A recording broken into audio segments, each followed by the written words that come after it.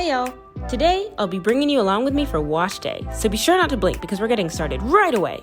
First, take down the hair, preferably instantaneously, and swing it around a bit because we haven't seen it loose in weeks. Next, gather the products. Again, ideally whilst traveling between dimensions. These are my staples, which you're likely well aware of if this isn't the first video of mine you're ever seeing, but I'll mention them later for those of you that are new. We then arrive at the bathroom with our products, tools, theatrics, and a special item appearance in 3, 2, 1. Oh, she wasn't ready. I'm just kidding, y'all can tag along, but only for today. In the shower, we begin. The first thing I like to do is saturate my hair with water. This can take a minute or two, especially if my hair is loose like this. Since I don't usually pre-poo, I use this step for gently parting my hair instead of doing it outside of the shower. By the end of this video, you'll notice an important theme of my wash day is to utilize running water when manipulating my hair in order to reduce breakage. This is my hip-length combination 4C hair, loose and super saturated with water. A fascinating sight to behold indeed. If Disney wanted a black Ariel, all they had to do was call. I'm just saying, I'm ready now. And for those asking, hip length where? Well, hip length here, my friends. Yes, I have finally made it to the other side of the length spectrum, and a wash day like this one that I'll be sharing with you in this video is one of the crucial reasons why. But for real though, they need to call me up for the next Ariel role, cause I know The Little Mermaid got a sequel, and y'all see all that hair swinging and flinging? That's all I'ma say. I'll be waiting, Disney. Email linked in the description box, okay? I'm just kidding. Anyways, next up, I like to section my hair into 4 quadrants with butterfly clips, leaving the last one loose to start working on. In all honesty, most times my hair is not completely loose like this when I get in the shower. Sorry y'all, had to do it for the gram, I mean the tube. So it does save time in the shower to section it off before getting in. However, depending on the state of my hair, meaning the amount of dryness and tangling, sectioning in the shower can be better for lessening breakage. Then I go in with my cleanser. Notice how I didn't say shampoo. In my experience, one of the best remedies for chronically dry, brittle 4C hair is to prevent it from getting dry at any stage in my hair care routine. After coming to this realization, I then realized that shampooing my hair on wash day was like literally starting off that week or month, however long I was going between wash days at the time, with an unnecessary dose of dryness. Usually by the time wash day comes around, my hair is already pretty dry. So why would I want to add insult to injury by further drying it out with shampoo in this vulnerable state? Of course, over the years, we've developed methods to mitigate the drying effects of shampoo, like pre-pooing, layering with conditioner on immediately before shampooing, or using sulfate-free shampoos. But if you think about it, why do all of that when we can just remove the problem altogether? Contrary to popular belief, clay or mud wash, like I'm using here, is enough to clean your scalp just fine. Our ancestors and more remote tribes around the world are getting by just fine without commercial shampoos, so that alone should be enough reason to consider it a viable cleansing agent. However, if you need more proof, then you can take solace in my own self-experiment where I only washed my hair with this same mud wash once a month for an entire year straight and didn't experience any problems, which is why I personally consider it a perfectly effective cleansing method for maintaining healthy natural hair. The only difference I noticed on this regimen was a waxy coating on my strands over time, which I discuss in this video here, so be sure to check it out later if you're interested in hearing more about that experience. Still, my scalp experienced no adverse effects and didn't change at all between this and a shampoo regimen. Of course, at the end of the day, how you choose to cleanse your hair is up to you. But I think a wash day routine free of any drying agent is an integral step of a wash routine that's optimized for growing especially 4C hair to the covetable lengths you desire. Now that I've explained the logic behind my cleansing method, let me cover the surface details. The clay wash I use is the Terra Essentials Mud Wash, but you can definitely make your own out of clay, which is what I actually plan to experiment with soon because it's way cheaper. Additionally, the essential oils in the Terra Essentials Mud Wash stings your eyes just as bad as regular shampoo if it gets in your eyes. I dilute it in an applicator bottle with warm water simply to make it last longer and application easier. I have no set dilution ratio, although I often found myself adding about 2 parts clay to 8 parts water. I cover the section with the diluted mix and massage it into my hair by scissoring my hands downward. I also apply it directly to my scalp and thoroughly massage it in to release all of the dirt. I then rinse it out, ensuring to coax out the released dirt from my scalp with the same scissoring motion now under the running water. When I feel like I've rinsed all of the clay out from my hair, I'll wring out the section, wind it back up, and clip it up out of the way. Next up is conditioning. Whether or not you used a non-drying cleansing method, conditioning afterward is still a smart idea. And it's actually not as complicated as some of you may be thinking. Let me elaborate. For starters, there's no need to stress over whether to deep condition with a deep conditioner or regular conditioner. This advice is coming from my cumulative experience over the last 10-ish years, but I've been using a normal conditioner, not a deep conditioner, for the last 6 or so years and managed to grow my hair to its current length. I mention this because apparently there's confusion within the natural hair community around their nuanced differences, and thus debate over whether you should use one over the other to get good results. My answer to that is, first, my prior anecdote, and second, just find a curly girl friendly conditioner that you personally like the properties of, which include variables like texture, slip, scent, and price, and just stick to it. I can assure you that your growth will not be stunted because you used a rinse-out conditioner over a deep conditioner. Man, I feel like I'm going to need to make a separate video just to discuss the many points of confusion around this topic, so let me know if you'd like me to make a video addressing those conditioning questions by writing, "Yes, make the video," or directly typing out any particular questions you have in the comments. But for now, we must move on. The second part of my conditioning process is oil rinsing. I know you're unaware because I spoke it, but that's oil rinsing in quotations.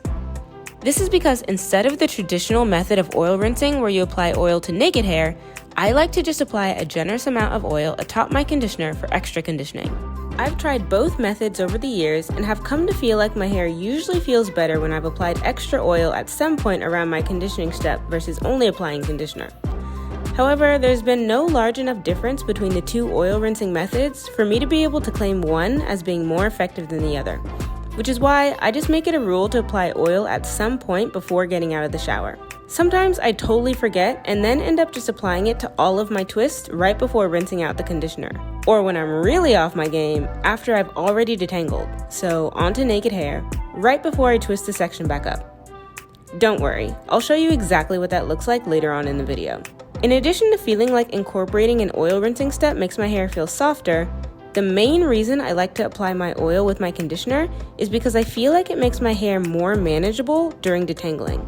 This effect is still present even when I apply my oil late, say immediately before detangling, but the effect is greatest when I've let the oil sit on my hair for at least 10 minutes with my conditioner under a shower cap. So now to outline the process.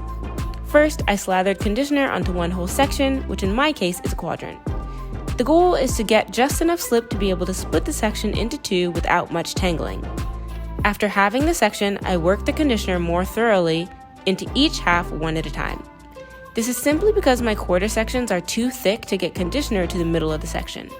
So if your hair is less dense, you can definitely view this part as optional. When that was done, I added oil generously to each section, recombined the two halves into a twist, and then clip it up out of the way.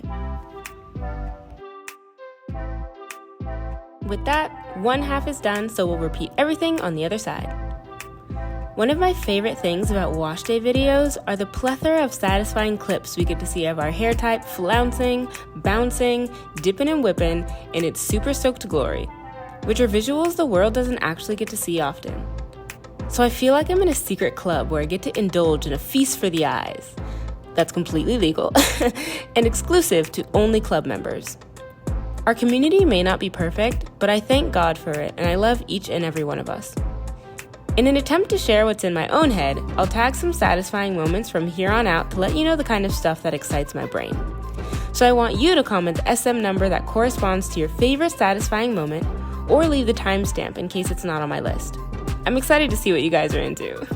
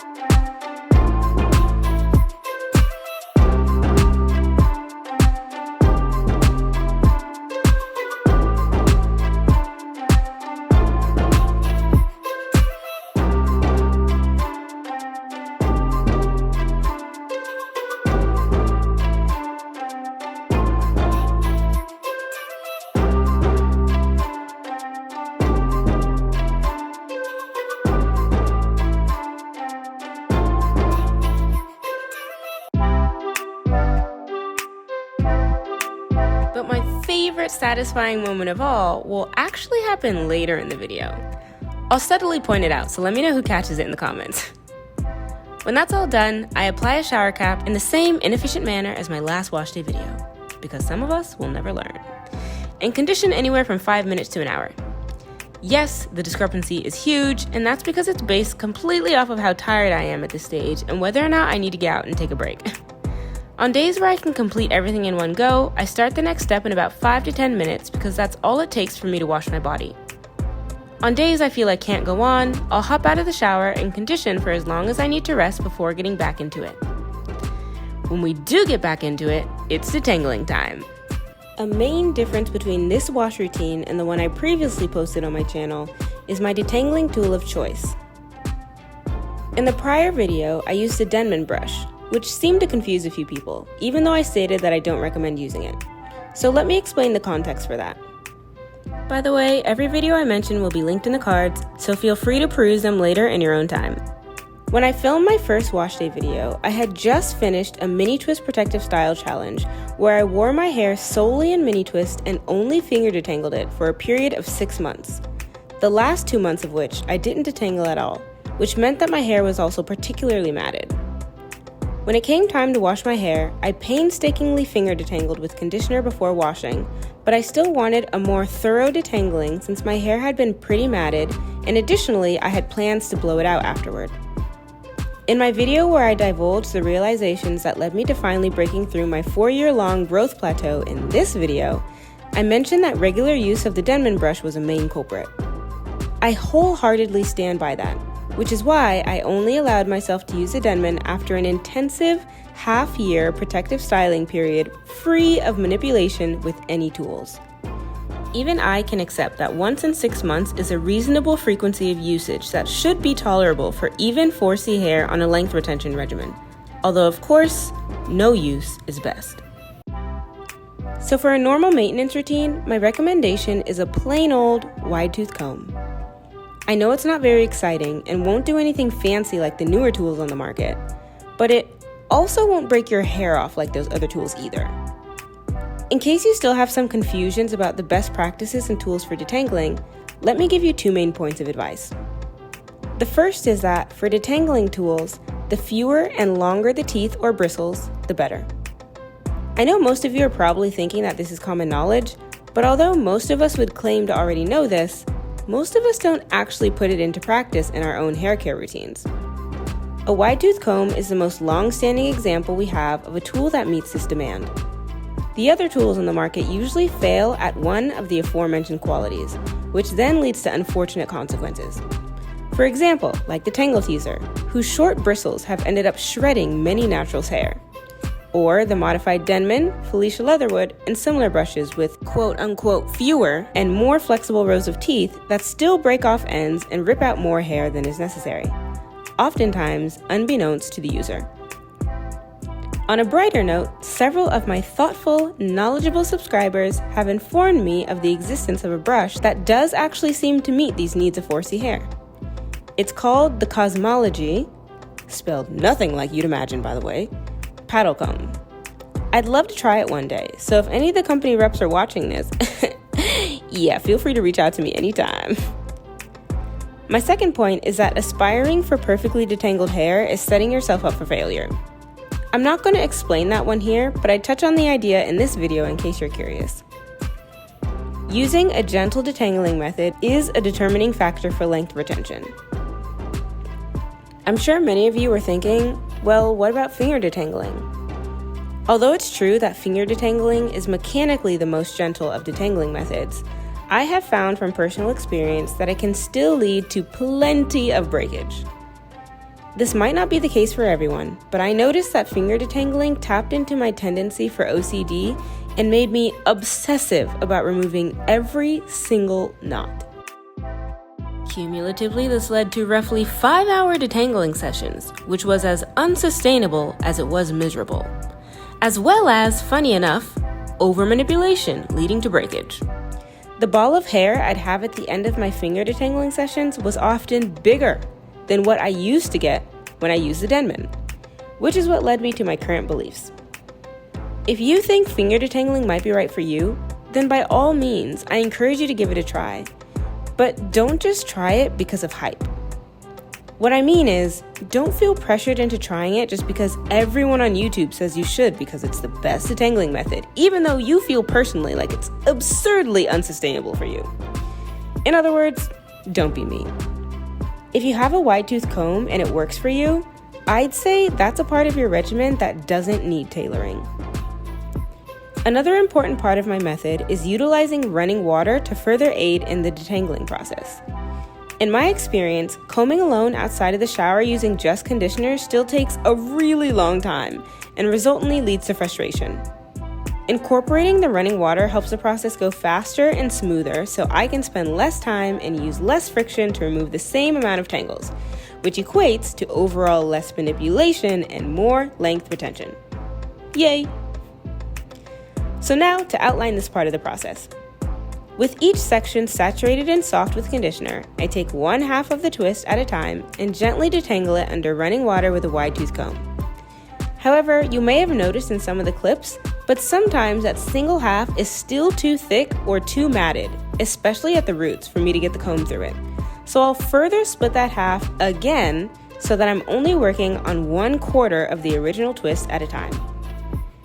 Thankfully, detangling 1/4 of a section at a time under running water is still faster than detangling outside of the shower with only conditioner, so I'll take it. Since the conditioner is important for providing slip during this process, I aim to only let the running water contact the parts of my hair that I'm currently detangling. If your hair isn't really long, this is likely not feasible for you, which is okay. When the half is detangled to my liking, I twist it into its own twist and then repeat the process on the remaining half of the original twist.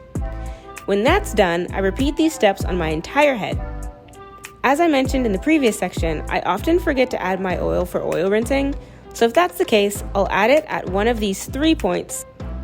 1, after unraveling the twist right before detangling, 2, to the naked section right before twisting, or 3, at the very end to the finished twists. Like I said before, there's really no need to stress about exactly when to do this as long as it gets on there at some point.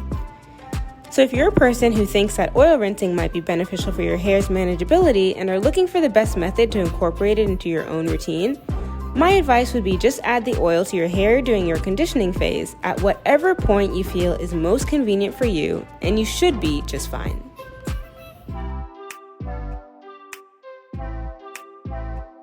When detangling is done, I'm left with 8 twists, which is perfect for my hair length and density. Next, I squeeze the excess water from my twist and then apply castor oil to my scalp and thoroughly massage it in.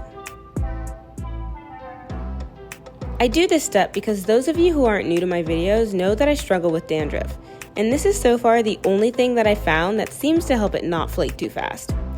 So anyone who's figured out how to cure their own dandruff, yeah, please leave me your wisdom down below, thanks.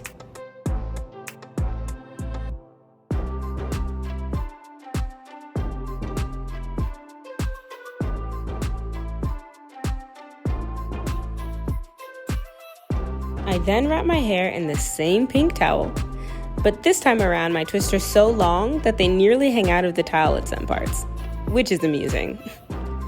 I'll let it partially dry like this until I have the energy to moisturize it, which is usually anywhere from 15 minutes to an hour later.